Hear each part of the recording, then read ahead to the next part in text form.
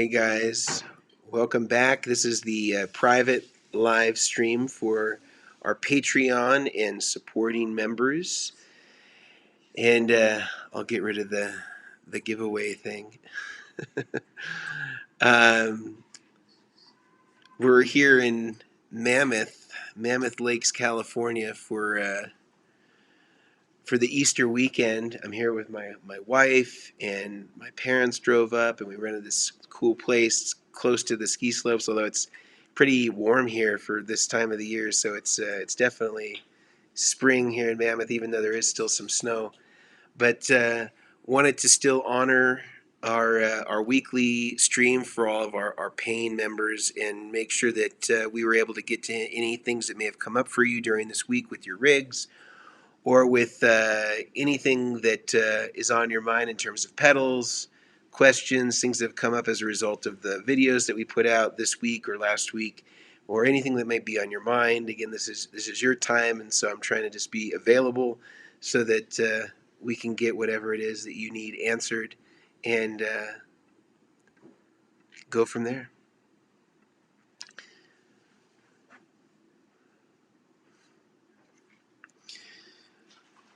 One thing I'm curious about is whether any of these things that we've been talking about in terms of the reasons for tone suck are these things that you found to be particularly pervasive in your rig? Are these things that you pretty much already knew either through the course of these videos or through the just the nature of being uh, aware and present in the industry? One question here from Mahia. Other than the Ultraphonics MK2, what's the next pedal release? We're working on a couple of different things right now. Hunter, who's another one of the guys that works for us, he's working on the Tri-Stereo Chorus project, which a lot of you have been asking us about for a while, that we kind of teased out a few years ago, and then it turned out that we just really couldn't reliably get those old stock chips to make enough of them where it would really be valuable to release it as a standalone product. So that's another one that we're working on right now. We're really trying to nail the Tri-Stereo Chorus and kind of nail the other component of it, which is a harmonizer that's in parallel with the chorus. So we're trying to get a detune kind of micro pitch that follows the chorus in parallel that you can mix in with the chorus sound. So that's one thing that we're working on right now. Hunter's on it, and we're hopefully going to have that guy out in 2021. We're working on another compressor with a celebrity guitarist, which many of you may know, but we can't really get into a lot of the details of that yet. And of course, the MK2 Ultraphonics. And we may try to re-release another one of our larger size pedals in a smaller enclosure, but we'll see what happens and go from there. Hello from Spain. Welcome. Yes, Kevin Lee. Good Friday. A Taurus says, "What's the most tone sucker pedal?" Well, I think that actually those vintage wahs and vintage fuzz faces were pretty bad because of the way that the bypass works. So at least with Boss pedals, like if you have one in there, it maybe is not that noticeable. But if you have a couple of those old fuzzes, or a couple of like a fuzz and an old wah and an old Univibe, they can be pretty brutal on the tone. Sean says, I'm looking to build one of the 4 cable method buffered interfaces plus an additional output for a second amp. I wanted to put an isolation transformer as well. Well, Sean, the real challenge is there's not really any good isolation transformers that are designed to be inside of the interface box. So the challenge is that they're all going to affect the tone in some way. Even if you do everything right and you build in a Zobel network or you build in a servo into it to kind of make it as transparent as it can be, they're still just not that workable. And the best solutions are using input transformers as close to the amplifier as possible, not putting it on the pedal board and then driving a long cable after it. And in that case, I think the best one for the money is probably the Lely P-split. So I would do it and then just put the P-split on the amp that you need for the second output. That's how I would recommend it. Let's see. could the transformer be installed between the input for the right amp and one of the Creation Audio Labs buffers, or would it be best just to keep the isolation transformer? It would be better yet to keep it at the amp. There's almost no transformer out there that's really designed to be used on the pedal board side and be effective. They're typically more effective. I mean, most of these are input transformers. They're typically best when they're as close to the amp as possible. And some of the ones that are not input transformers, they're these kind of like really small transformers, and they don't really do a lot for signals that have a lot of level. And they tend to distort a lot, especially in the low end, which can be a problem if you're hoping for transparency. It's just not going to get you there. Kevin, could you give me a more in-depth explanation behind pedals that advertise 18-volt operation as being better for more clean headroom? I've always been curious. Well, it'll give you more clean headroom, but the challenge is like, let's say you have a compressor and you can run it between 9 and 18 volts. Well, if you run it at 9, you're going to have less headroom and it's going to trigger the compression earlier. And you have a sound, let's say, that you like at 9 volts, and then you throw 18 volts into it. Well, now it's just moved the goalpost, so you have double the amount of clean headroom, and where the compressor might trigger is now going to be much further away because you've just increased the headroom. So it's basically like you've taken the input gain and you've backed it off, and you have more room now before you start to hit kind of that threshold where that compression is really going to start to grab. And so sometimes it can be a disadvantage to go up to 18 volts because it's just going to add more noise, and it can be not a big deal in terms of adding more noise, but it can add a little bit more noise, and it's going to put you further from where you were if you already had a good tone dialed in at 9 volts. So I don't think 18 volts is always a great thing, depending on what you need. The place where I like to use it is when I use a steel string pedal, and I use it with a small combo amp. I run it at 18 volts because small combo amps with kind of the big bottom end of the steel string, it becomes too farty sometimes. And so the 18 volts gives me a lot of headroom and kind of cleans that up. But when I have a really high headroom amp like a 2-rock or a twin reverb or some sort of like 100-watt amp, and it already has a ton of headroom in the amplifier, and I want to get a little bit more saturation out of that steel string, I'll run it at 9 because it'll break up a little bit earlier. It'll make that 100-watt amp a little bit more playable, a little softer feeling. And so I like to kind of use it as a way to sort of exaggerate what I'm trying to do with the amplifier. And so that's an example of a great way to use 18 volts, which is kind of using it purposefully and not just because, like, yeah, somebody told me this sounds great, or 18 volts is better. Jacob says, if I use an HX effects in the amp effects loop with a clinulator, would it still need an input-output buffer, the HX, to avoid tone sucking? No, so the clinulator will become the buffer. So, the send out of the clinulator into the HX effects becomes the input buffer. And then you could use an output buffer after it, but I think the output impedance of the HX is like around 500 ohms. It probably is okay. On its own, you could make up some of that gain anyway with the return. So I don't think you would need it. I think you'll probably be okay with just the clinulator in that context, Jacob. Anything else on people's minds? Gear questions, trouble in paradise and in rig paradise. It's interesting how the light changes when I drink coffee.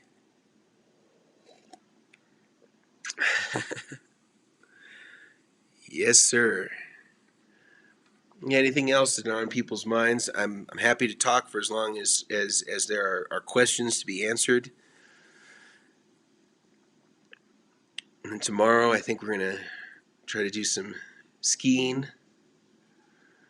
We did some skiing already a little earlier. I noticed that my ski boots don't fit me quite as well as I remember.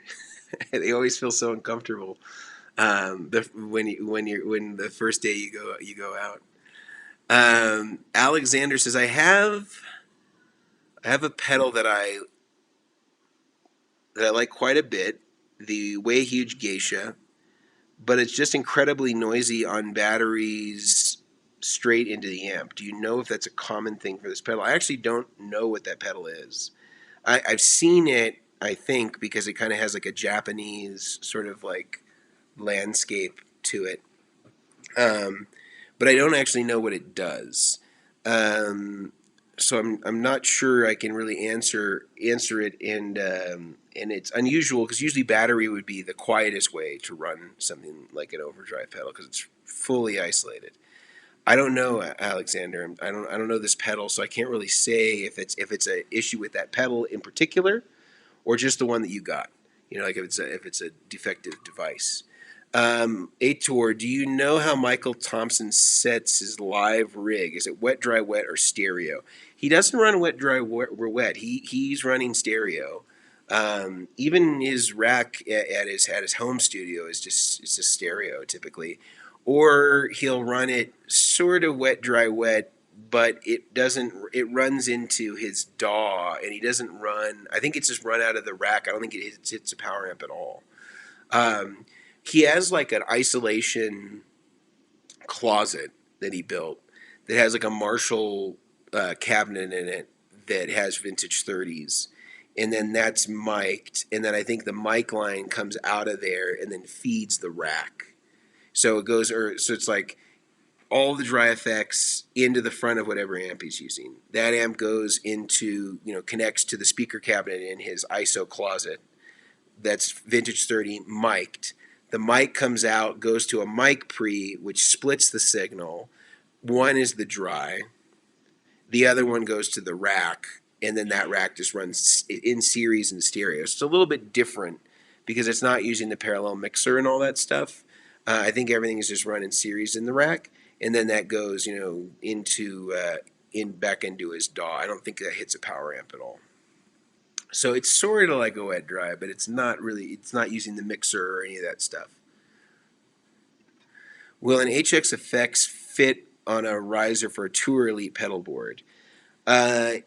It'll be, you could put it on there. You'll have to kind of hang it over a little bit. It fits though on the bottom row of a Tour Elite, and that's what we did for Rhett Scholl. We put it on the bottom row, and so if you check out Rhett Scholl's rig, you can see exactly how we fit it, and go from there.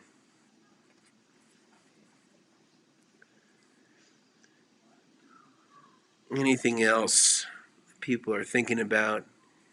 Gear catastrophes, gear successes, pedal board successes, buffer successes. We're going to try to get some buffer, pre-built buffer kits going as well. I ordered a bunch from Creation Audio Lab to put together a couple of Rig Doctor built ones, but there was a small problem with the jacks that were used, and so we couldn't actually make them work. But they fixed them all, and they're on their way back. So we're gonna make some new versions. Let's see. Speaking of MT, I made a video for you with a Kaufman booster. All right, what's the best way to get to you? Just send me a link to the YouTube Mason at vertexeffects.com, and I want to check it out. I can't wait to see it. I was thinking about it this week, in fact, because somebody had emailed about a Kaufman booster, and so I was thinking about you, Alexander, and I was like, oh man, I can't wait to see that video. It'll be so cool. So thank you. Yeah, please send that to me. And Mejia linked Rhett's video, Jacob, so you can see how we put it on that board. And I think it was no, actually, no, it was on the riser. It was on the riser on his rig. So yes, I guess it did fit. Nadim, what's up, man? Will a Chalks DC7 fit under the Travel Plus board? Not opposed to swapping in using higher rubber feet. It won't fit underneath the board as it is. It's a little bit short. I think that's 1 inch, and I think we have a 3/4 inch clearance. So you could do what some guys do, where they basically buy the same exact rubber foot.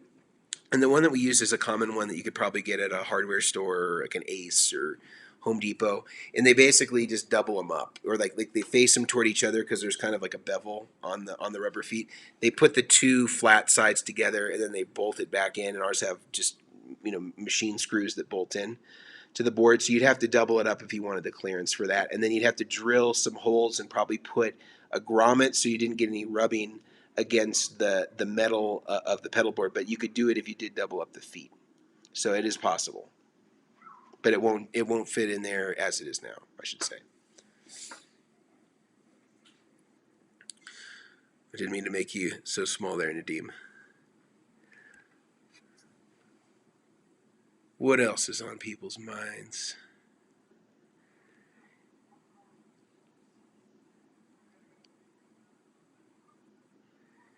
Did anybody get a chance to check out the video for this week? The Tone Suck 5 Causes. Any opinions on that? Let's see, how big of a role does Roger Mayer Voodoo 1 play in Mike Landau's tone? I have the SD9 and the Green Rhino that he was using on the last Steve Gadd tour. Continues. um, but am I missing the power I'm hearing in his sound, which could, of course, be in his fingers? Well, he always used the SD9 and the Voodoo 1 a lot in almost all of his rigs. Either use the SD9 or the Voodoo, or would use the Voodoo and a Tube Screamer. And the Voodoo 1 is a really cool, interesting, sort of like scoopy boost. I think it sounds better with a Tube Screamer because the SD9 is really scooped too. So when you have like scooped on scooped, it can get a little weird. I think that the reason he can get away with the SD9 is because he's playing in these smaller trios that are more guitar centric, and so he doesn't have to compete a lot for kind of sonic territory in these live situations. I think that when he was playing music that was busier and maybe didn't have as much space, I think the Tube Screamer worked better for him. Like the Raging Honkies and Burning Water didn't have a lot of SD9, and it was more Tube Screamer on the records. And Mike had always told me, when I was spending a lot of time with him, that he had this love-hate relationship with Tube Screamers, and he loved them at times and hated them at others, and sort of the SD9 is sort of like the antithesis of the EQ curve of a Tube Screamer, where one has got a frown being the Tube Screamer, and then one's got a smile being the SD9. But I think that they can all work together fairly well if you had all three. And I do think that the Voodoo 1 gives your tone a ton of balls. Like, it just has a lot of low end and just like fatness, and with a neck pickup on a Strat, it could be pretty godlike. Um, so I would say that those are probably the three most critical ingredients in getting kind of the Michael Landau, or at least kind of more of like his solo tone, not like solo like playing a guitar solo, but like when he's kind of playing in his own element, like in his trio, or in any of the kind of the Michael Landau group stuff. I think those are like kind of like the three keys to his sound. I mean, he obviously uses wah, and he uses some other kind of ambient effects, but a lot of that Burning Water stuff, a lot of it was pretty dry.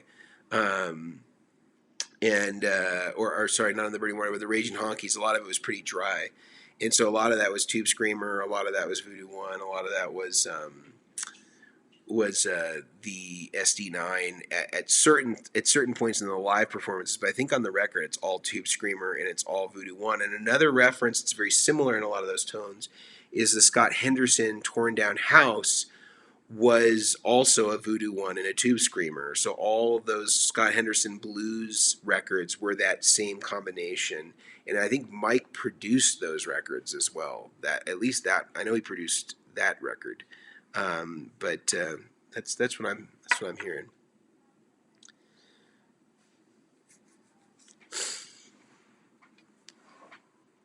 Any other final thoughts, things that people want to chat about, and then we'll get you into your Friday nights.